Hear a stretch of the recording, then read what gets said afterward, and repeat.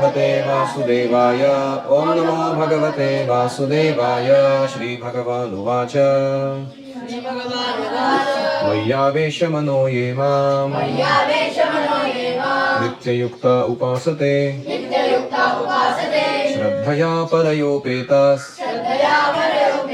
ते मे युक्ततमा मताः। श्री भगवान ने कहा, जो लोग अपने मन को मेरे साकार रूप में एकाग्र करते हैं, वही आवेश मनः, और अत्यंत श्रद्धा पूर्वक मेरी पूजा करने में सदैव लगे रहते हैं,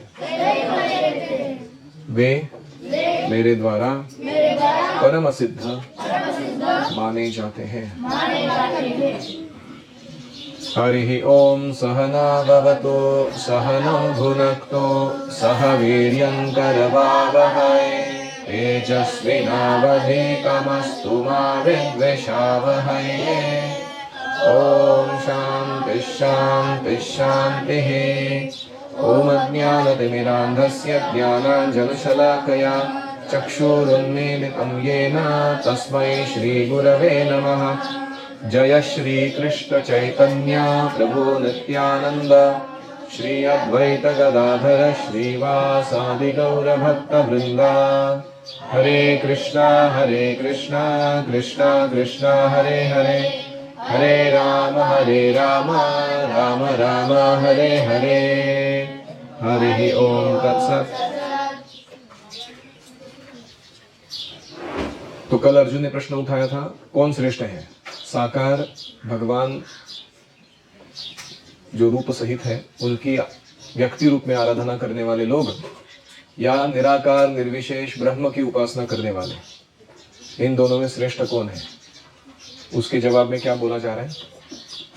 वही आवेश मनः, मुझ में, यानी कृष्ण अपनी छाती पर हाथ रखकर बोल रहे हैं, श्री भगवान उवाच, भगवान खुद बोल रहे हैं, मुझ में अपना चित्त जो लगाते हैं, नित्य युक्ता उपासते, सतत रूप से मेरी श्रद्धा पूर्वक सेवा करते हैं, ते में युक्ततमा मतः, they are best connected to me. युक्त, युक्ततर, युक्ततम, आपने सुना ना, superlative degree, connected, more connected, most connected. तो इसलिए जो भक्त है वो ज्ञानी या योगियों से श्रेष्ठ है भगवान के साथ अपना कनेक्शन बनाने में। प्रभुपाद जी लिखते हैं, शुद्ध भक्त निरंतर कार्यरत रहता है, 24/7 वी हैव एंगेजमेंट। कभी कीर्तन करता है, कभी श्रवण, कभी कृष्ण विषय कोई पुस्तक पढ़ता है, कभी प्रसाद तैयार करता है, कभी बाजार से कुछ मोल भाव करके लेके आता है सेवा के लिए, कभी मंदिर झाड़ता बुहारता है, कभी बर्तन धोता है। जो कुछ भी करता है कृष्ण संबंधी कार्यों के अतिरिक्त अन्य किसी कार्य में एक क्षण भी नहीं गंवाता। ऐसा कार्य पूर्ण समाधि कहलाता है।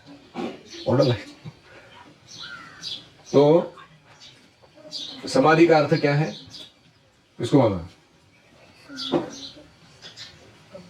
Complete absorption of mind and senses in the supreme. इंद्रिय और मन का परम सत्य में पूर्ण निवेश, उसको क्या कहते हैं? समाधि। सम्यक रूपेण अधीयते अस्मिन् आत्मतत्वम अनामयम,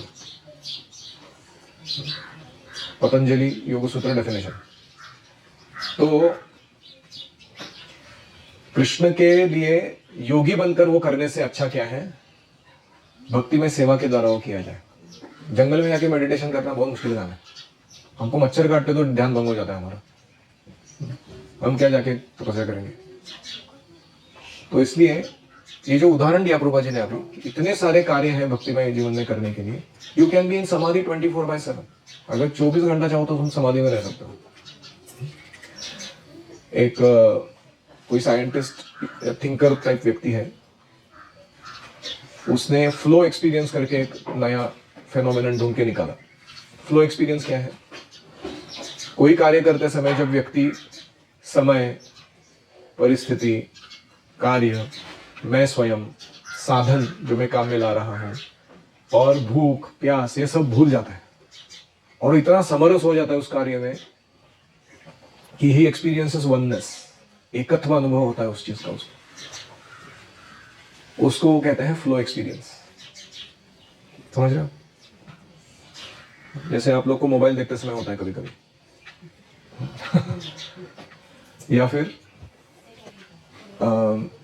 यशोदा मैया को जब वो कृष्ण के लिए मक्खन बना रही है तो क्या होता है? फ्लो एक्सपीरियंस, फुल समाधि, मन में कुछ दूसरा विचार नहीं। जो भेद था, मैं ये हूं, ये कार्य वो है, वो जिसके लिए मैं कर रही हूँ कृष्ण है, जो भी है वो सब एक एकत्व का अनुभव होता है। दिस इज कॉल्ड समाधि। और भक्त के लिए फ्लो एक्सपीरियंस ये सबसे आसान है। क्यों? क्योंकि कृष्ण के एब्जॉर्प्शन को प्राप्त करने से जो रस मिलता है, क्या है हनुमान जी का वर्णन? राम रसायन तुम्हारे पास बोले, राम लखन सीता मन बसिया, उसके पहले वाला में अभी सारा हनुमान चालीसा गा के दिखाओ। Anyways, what is speciality of Hanuman? Fully engaged, 24 घंटा सेवा में लगे हो भगवान के।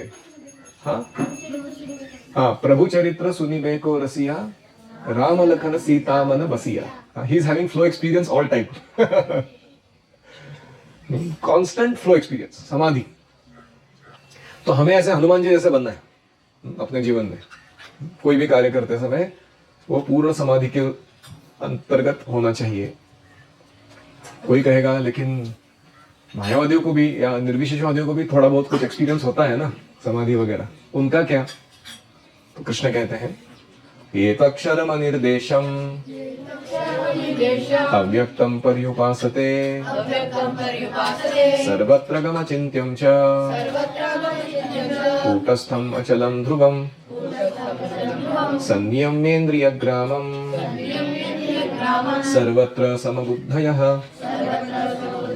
ते प्राप्नुवन्ति मामेव सर्वभूतहिते रताः। लेकिन जो लोग अपनी इंद्रियों को वश में करके तथा सबों के प्रति समभाव रखकर परम सत्य की निराकार कल्पना के अंतर्गत उस अव्यक्त की पूरी तरह से आराधना करते हैं, जो इंद्रियों की अनुभूति से परे है, सर्वव्यापी है, अकल्पनीय है, अपरिवर्तनीय है, अचल है, ध्रुव है, वे समस्त लोगों के कल्याण में संलग्न रहकर अंततः मुझे प्राप्त करते हैं। यह ब्रह्म का डिस्क्रिप्शन ही इतना कॉम्प्लिकेटेड है कि नहीं? उसके ऊपर मेडिटेशन कितना कॉम्प्लिकेटेड रहेगा। Can you meditate on something जो इंद्रियों के अनुभूति के परे है? Start with that. तुमने आज तक किसी इंद्रियों के द्वारा कोई उसका संस्कार प्राप्त नहीं किया है, क्या उसके बारे में तुम चिंतन कर सकते हो? कोई बोलेगा कि एक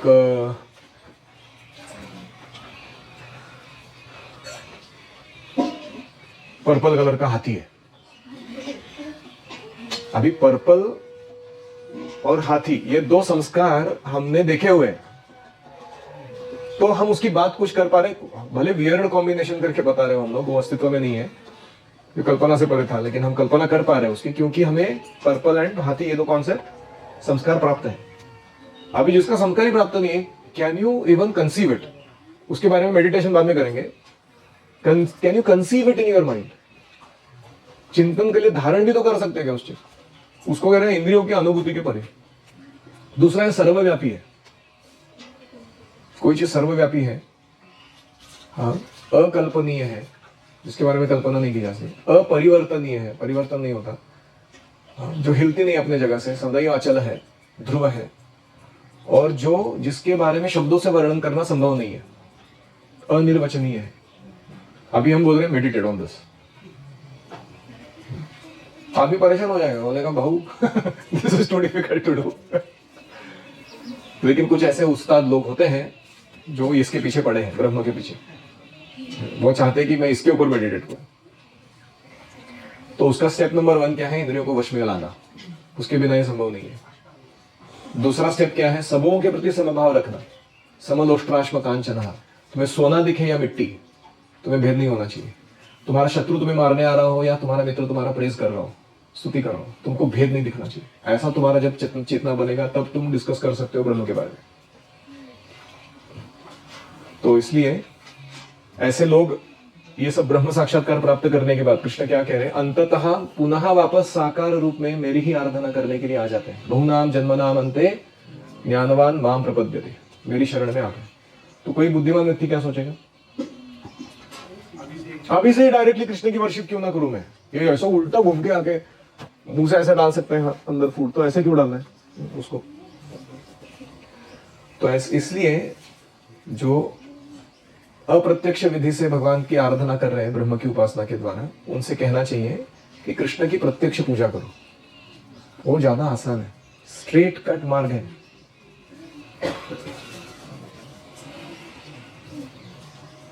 ओम हरे कृष्णा कृष्णा कृष्णा हरे हरे, हरे राम राम राम हरे हरे।